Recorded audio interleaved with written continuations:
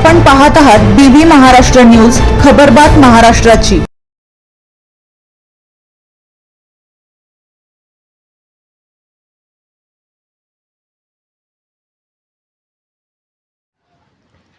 Smart meter सक्तीचे करू नये अन्यथा आंदोलन। राष्ट्रवादी काँग्रेस शरद पवार गट यांचा इशारा।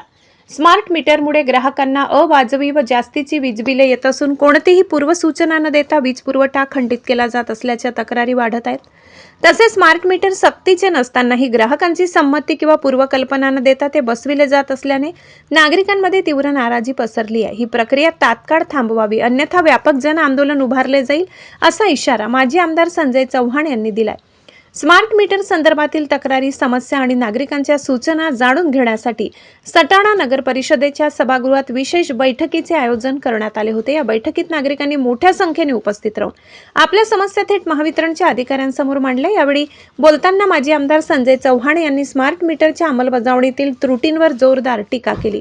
ग्राहकांना विश्वासात न घेता मीटर बसविण्याची पद्धत चुकीची असून नागरिकांच्या अडचणींचा विचार करणे आवश्यक असल्याचे त्यांनी सांगितले। बैठकीत अनेक नागरिकांनी स्मार्ट मीटरमुळे वाढीव वीज बिले येत असल्याच्या तसेच कोणतीही पूर्वसूचना न देता वीज पुरवठा खंडित केल्याच्या तक्रारी मांडल्या।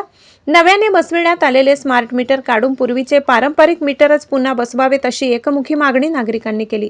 या बैठकीस नगराध्यक्षा हर्षदा पाटील, उपनगराध्यक्ष सुमित वाघ, भाजप नेते डॉक्टर विलास बच्चाव, बिंदू शेठ शर्मा, नगरसेवक मंगेश खैरनार, प्रशासकीय अधिकारी हिरालाल कापडणीस, सामाजिक कार्यकर्ते दिनूआबा सोनवणे, सीडी सोनवणे, रवींद्र सोनवणे, पोपट बच्चाव, संदीप खैरनार, ग्राहक मंचाचे बापू बागुल, विलास सोनवणे यांच्यासह महावितरणचे अधिकारी व नागरिक मोठ्या संख्येने उपस्थित होते।